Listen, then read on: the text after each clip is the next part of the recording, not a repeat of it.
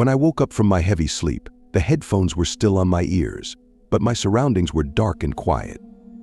An unusual silence surrounded me, as if all sounds had disappeared along with the people. It made me feel a strange discomfort, as if I was alone in a vast void. There were no footsteps or conversations, only the creaking of wheels and the hum of the train's movement. It struck me that there was not a single train on the neighboring tracks, not a single person sitting in one car or the next. It was as if I had entered a different dimension where the rules were completely different. I decided to turn on the mobile internet on my phone to see where I was. But none of the messengers loaded. The browser page remained white. My heart began to beat faster. What was this place I had been thrown into? Suddenly, the carriage slowed abruptly and the lights went out. Everything around plunged into darkness, and the air became filled with tension. And then, in the distance, through the darkness of the tunnel, I recognized two red dots, flickering like fading candles. They glowed, coming closer and closer, until they were clear red eyes. The eyes of a creature that had no place in this world.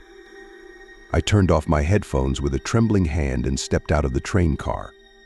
The doors rattled behind me, and I found myself on an empty platform. The station looked abandoned and forgotten, as if I were in a different reality where life had no place.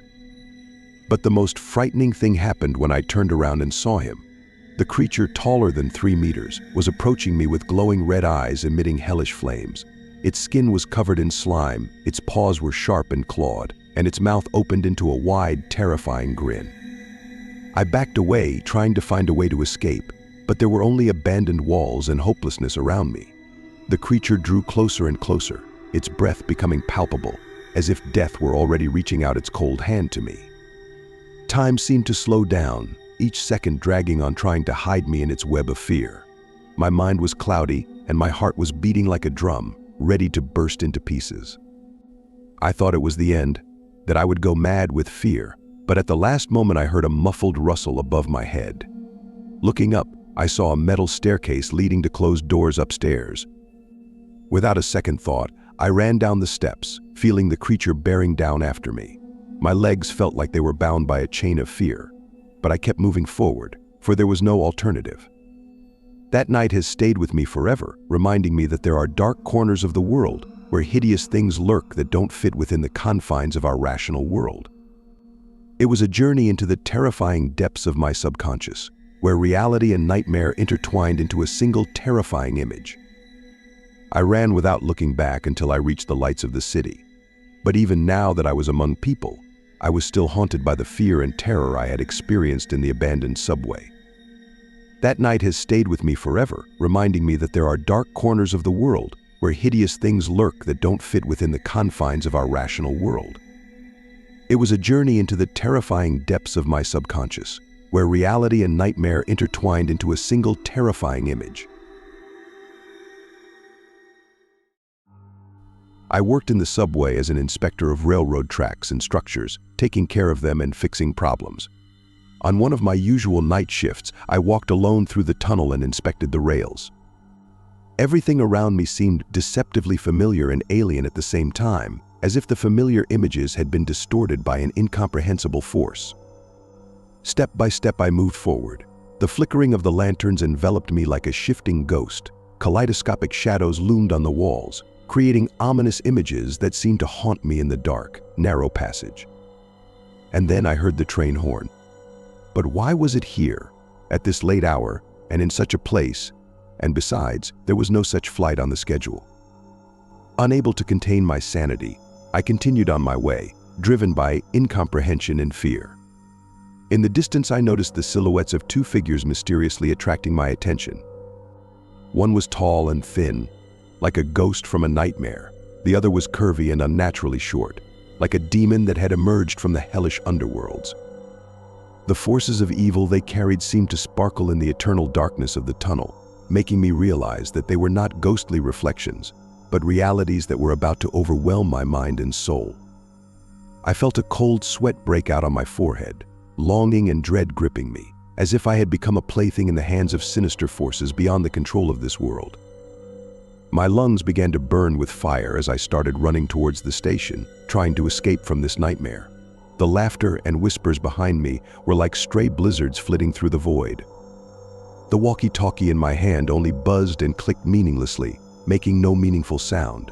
My heart pounded in my chest, insistently reminding me of the reality of the horror that lay before me. Panic seized me, but I knew that the only way to save myself was to run to the station, where there might be shelter from this sinister force. My legs worked on automatic, and the lights of the station glittered ahead like a portent of salvation. But suddenly the figures disappeared, as if vanishing into thin air, leaving only emptiness and silence behind me. My heart was still pounding in my chest, reminding me that the threat was not over, but only temporarily hidden. I looked around, but there were no signs or anything out of the ordinary anywhere. But the shadow of doubt still lingered in the air, reminding me that sometimes reality and nightmares are so closely intertwined that it's impossible to tell the difference. In the dark depths of the subway track, rarely visited by passengers, lurked a secret that only one man knew about, a driver named Caleb. He was one of the few who dared to work on this section, filled with legends and horrors that had plagued the subway for years. Caleb had long been familiar with the grim atmosphere of the dungeons, but for the past few weeks something strange had begun to happen. He heard whispered voices in the tunnels, saw shadows that slid past his partition, and felt a cold touch on his neck when no one was around. It was all exciting and frightening, but Caleb chose to keep silent for fear of being thought crazy. One day, when Caleb was in the deepest corners of the subway, his train suddenly stopped, as if he was stuck in time. The lights went out, leaving him in total darkness, and suddenly the carriage began to shake as if it were being rolled through the earth's interior. Caleb felt that something sinister had awakened in the depths of the caverns, something terrible and ancient that should not be released. When the train finally stopped, Caleb opened the doors and stepped out onto a platform he had never seen before. A corridor stretched ahead, lit by colorless light, and inhuman sounds came from there. He realized that he had entered a world where madness and chaos ruled, where the dead awakened and the living became terror, where time and space lost their boundaries. Caleb realized that now he must go through this ordeal, face his deepest fears, and find a way out of this nightmare. Following the voices, he stepped forward, not knowing what awaited him at the end of this journey, but determined to go through this hell and experience all the horrors that the darkness of the subway hid. Caleb walked through narrow corridors filled with strange sounds and ghosts of his own nightmares. He felt that here something invisible was watching him, that his every step was accompanied by a ghostly presence that unknowingly influenced his thoughts and actions. Suddenly, a terrible vision of the past appeared before Caleb, the place where a terrible incident had occurred many years ago, when the subway dungeons were still a place of secrets and secret rituals. Step by step, he plunged into this nightmarish world where reality and illusion intertwined in a terrifying dance. In one of the dark passageways, Caleb met an old subwayer who introduced himself as the king of the underground. He was clothed in rags and wielded incredible magical power, able to control the forces of darkness and madness.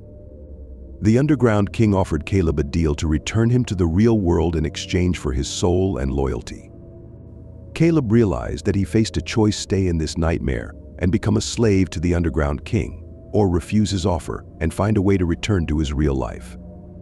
His heart pounded in his chest, but determination took over and he refused the deal, deciding that it was better to be free and fight for his destiny than to wallow in darkness and madness.